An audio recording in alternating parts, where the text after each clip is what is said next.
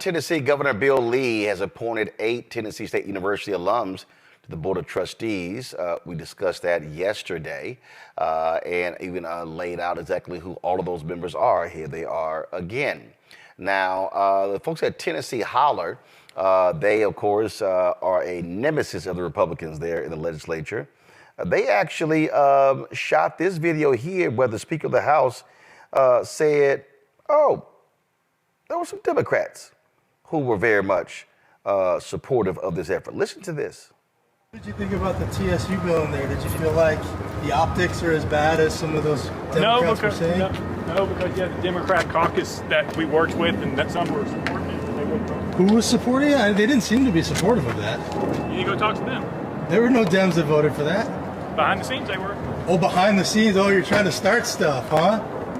Which ones? Of course, now our attention has to turn to what is next, to have conversations with the governor and his administration about board members, the composition of those members. Yeah, we just heard from Speaker, and they said that you guys, some Democrat lawmakers, were aware that they were going to bring this amendment forward and were on board. Is that true? We had an amendment in government operations that vacated 3 board members. That was the amendment we thought was going to be on the bill. Now, I was told when session started that there would be a substitute woman to the Senate bill.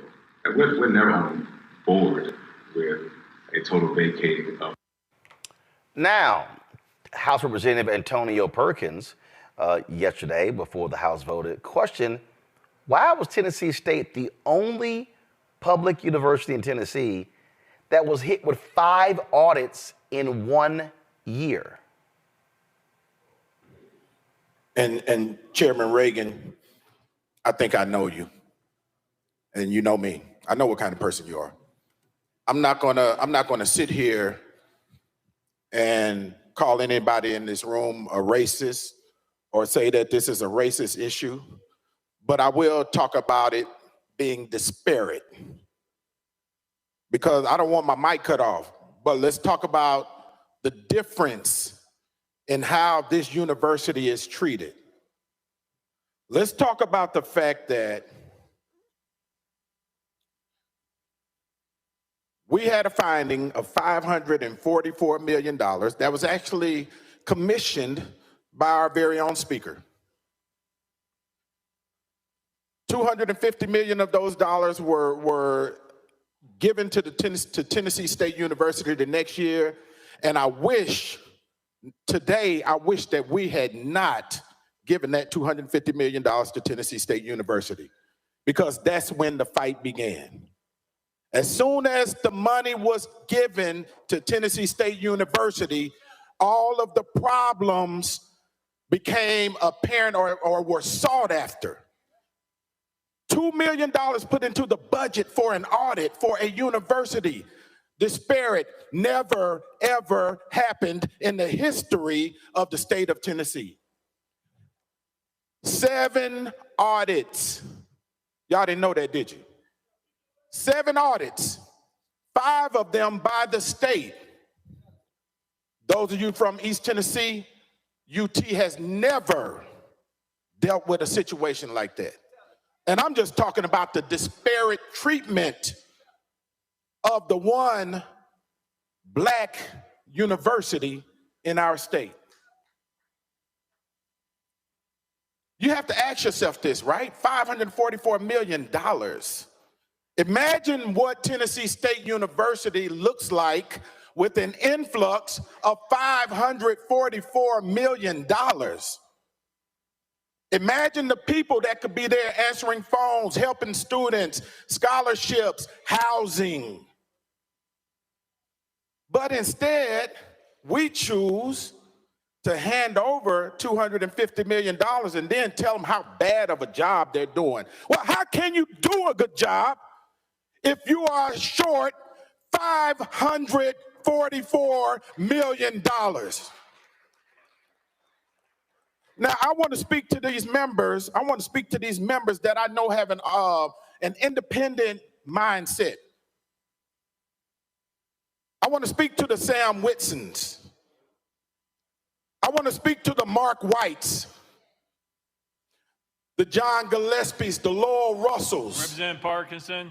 Representative Parkinson, I would ask you not to call out names because that gets you in a position. So Representative Parkinson. Thank you, Mr. Speaker. I thought I was speaking positively of them. But to those members who know when right is right and wrong is wrong, who will speak to the disparate treatment of our HBCU, our one land grant institution that we know has not been treated properly, then we turn the tables on them and say, you didn't get this corrected in the correct amount of time. Well, let's do 7 audits or 5 audits from the state, and especially one for $2 million that's looking for criminal activity on UT. Let's see how clean their audits come back. And I'm sorry, UT and President, I love you, but I'm just trying to make a point, y'all. This is not right. We have the power to let this action be corrected. Let me tell you about power in my 47 seconds. Power gives you the ability to bless someone or the ability to destroy someone. You only get 2 things with power: the ability to bless someone or the ability to destroy someone. And to you members, I'm going to ask you this. How are you going to use your power today?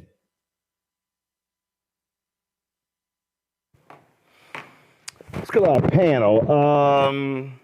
The thing, we discussed this yesterday, Matt, and we've been talking about it all week. First of all, folks, we're going to be in broadcasting live from Nashville on Monday. You can go and show the graphic. 11 a.m. Local time, 12 Eastern. We're going to be in the state capitol rotunda broadcasting a news conference. And then that evening, we're going to be on the campus of Tennessee State University hosting a 2-hour town forum, broadcasting from there. Guys, you have the graphic? Can we? All right.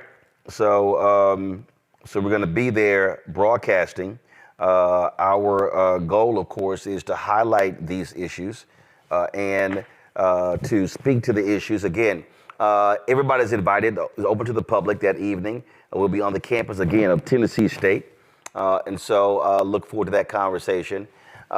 Matt, you heard the representative there, Representative Parkinson, talk about they had a committee 2 years ago that showed that Tennessee State had been underfunded to the tune of $544 million. Then in September, the Biden-Harris administration sent letters out. Education Secretary Cardona and Vilsack Ag Secretary stating that a number of HBCU land grant institutions in about 16 states, frankly, had been cheated out of $13 billion in land grant money. In Georgia, the Black Caucus there sued Georgia. Fort Valley State, for instance, they said was owed $603 million. And I said yesterday to Tennessee Representative Harold Ford, and he said, well, we were hoping we'd get this taken care of in the budget. I'm sitting there going, no, you got to sue them. I think there should be massive lawsuits in every single state where you have a public HBCU where they have been cheated out of this money.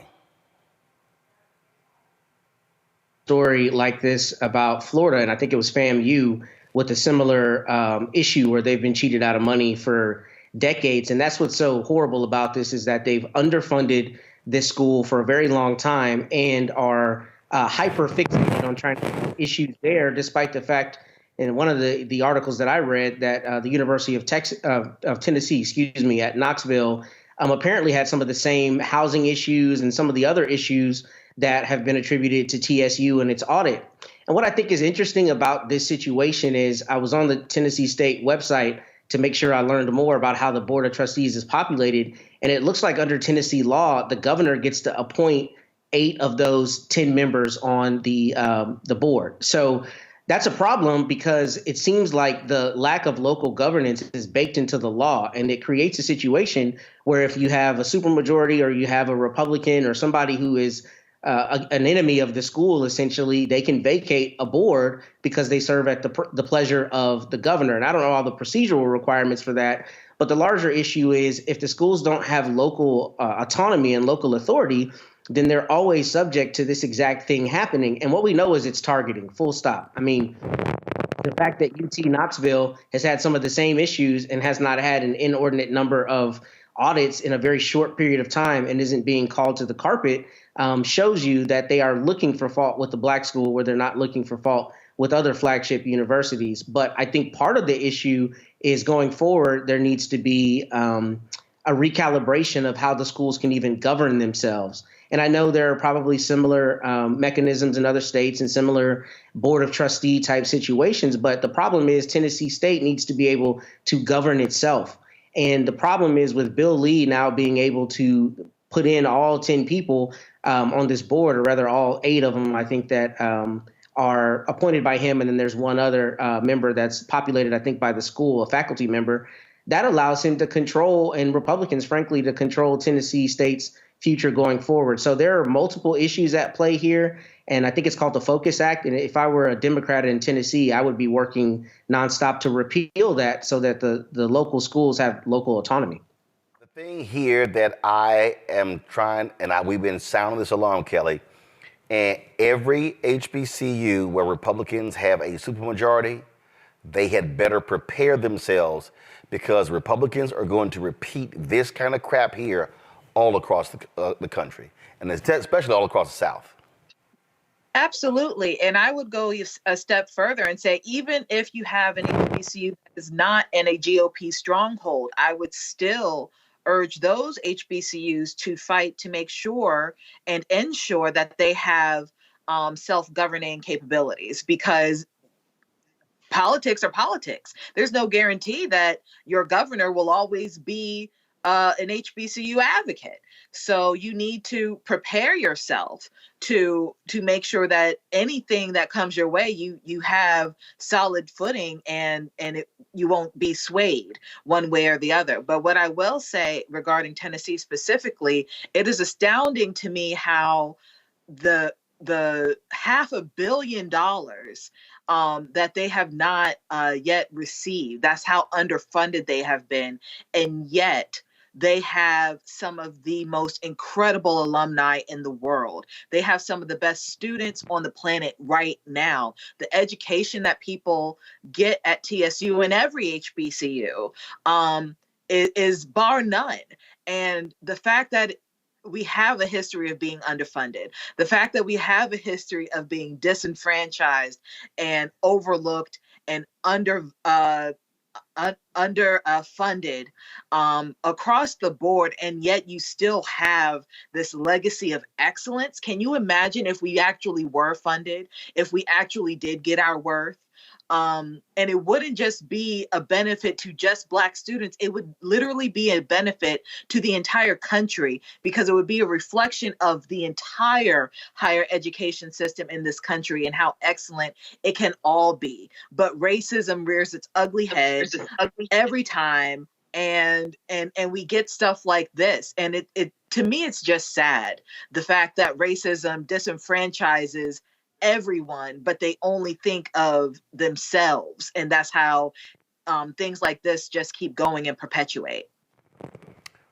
Michael, I'm telling you, people need to understand, when you start looking at CRT, woke, right, DEI, affirmative action decision, everybody kept talking about after the affirmative action decision, oh, this is a silver lining for HBCUs. No, it's not. They are going to be attacked. And these Republicans are not going to want these places to be bastions of Black power.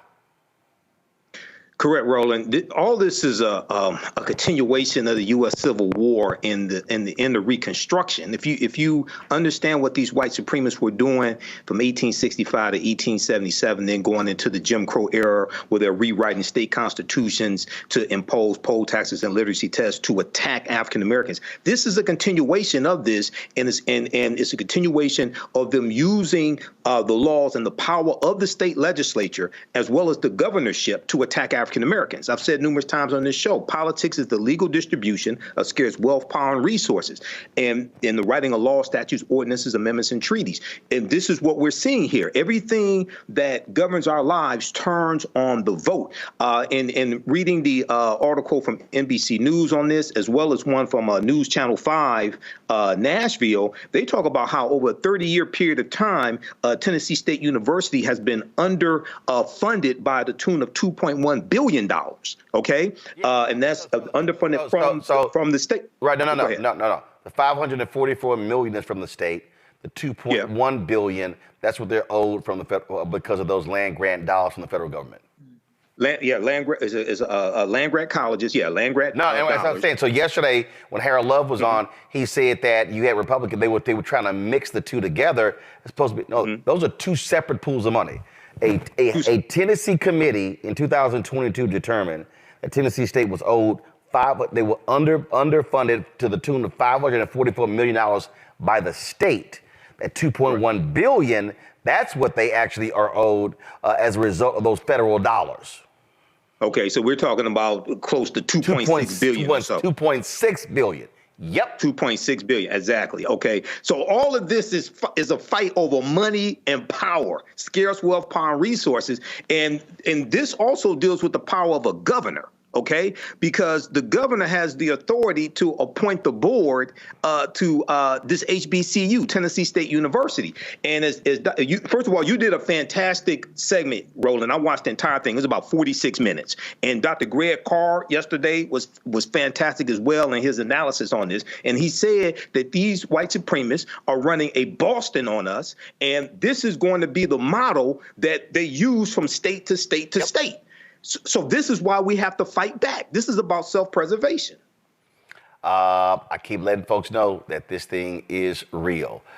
So folk need to understand it's happening now. While that happened, the governor also signed a bill repealing police traffic stop reforms made in Memphis after the fatal beating of Tyree Nichols by Memphis cops in January 2023. GOP lawmakers pushed this bill despite pleas from Nichols' parents to give them a chance to find a compromise. Lee's signature means that the law outlaws so-called pretextual traffic stops, such as for a broken tail light and other minor violations, that law is immediately rendered null and void. Lee agreed with Republican lawmakers who said Nichols' death needed to result in accountability for officers who abuse power, but not new limits on how authorities conduct traffic stops. And this is what we talk about, and the fact that they did. I mean, this is all because, Matt, they have a supermajority, and they can do whatever they want, and it doesn't matter what Democrats have to say. Yeah, that's exactly right. And it goes back to the same point I made earlier about local control and divesting Memphis, a Democratic stronghold, of its autonomy. But what I think is especially insidious about this particular bill is the messaging that they're trying to advance. And what they're saying is, yeah, the officers who engaged in this need to be held accountable, but we don't need to take away officers' ability to do what they think is right on the street.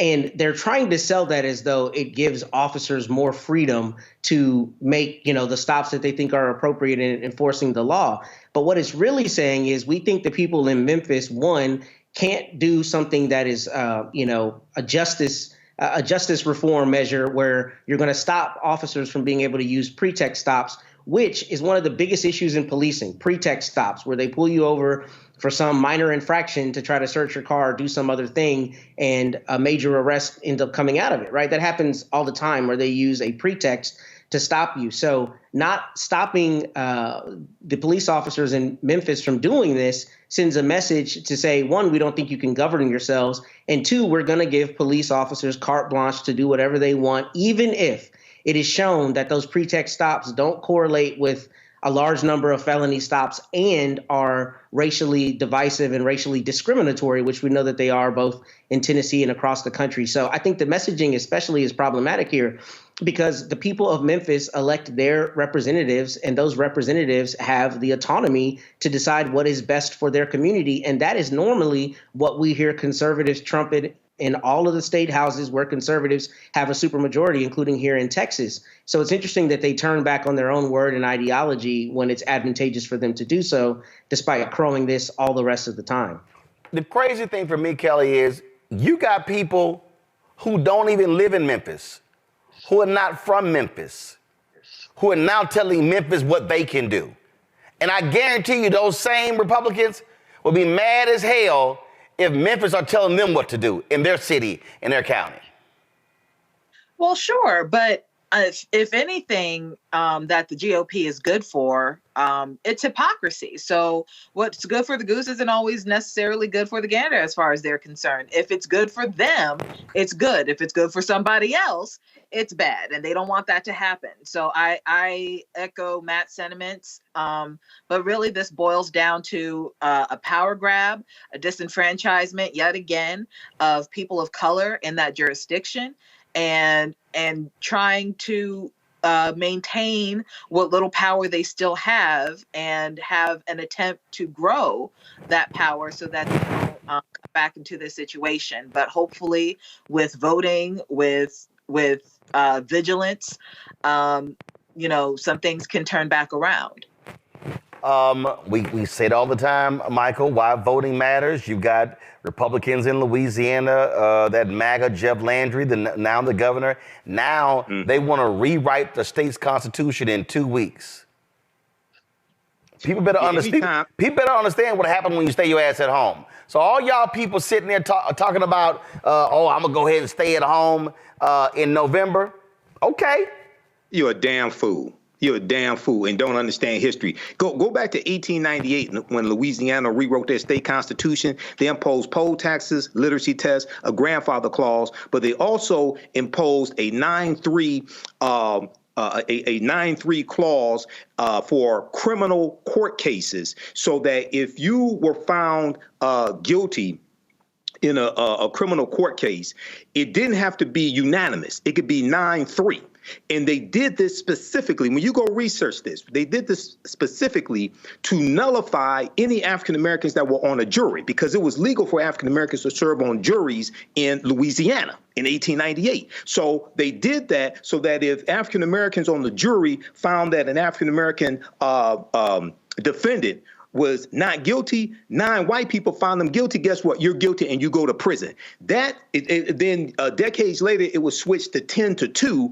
It was made unanimous somewhere around 2018. OK, so this is a legacy of that Jim Crow era. Your understanding of politics is directly related to your understanding of history. When I hear people talking about not voting, staying at home, they are trying to wipe us off of the political chessboard.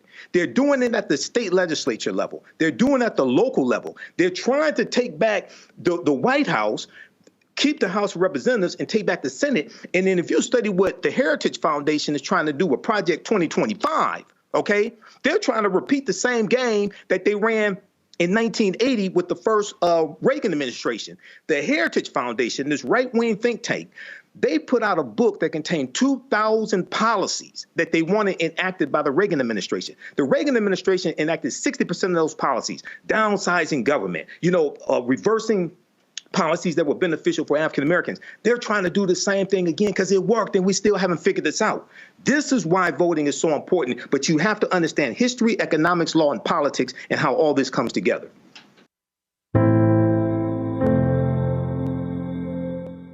This is Attorney Demario Solomon Simmons. I'm a national civil rights attorney. I'm also the founder and executive director of Justice for Greenwood.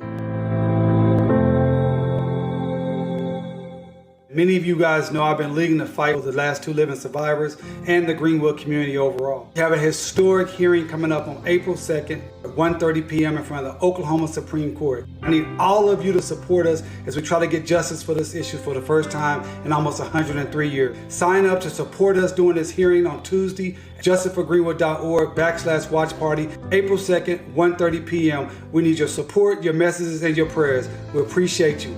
Justice for Greenwood.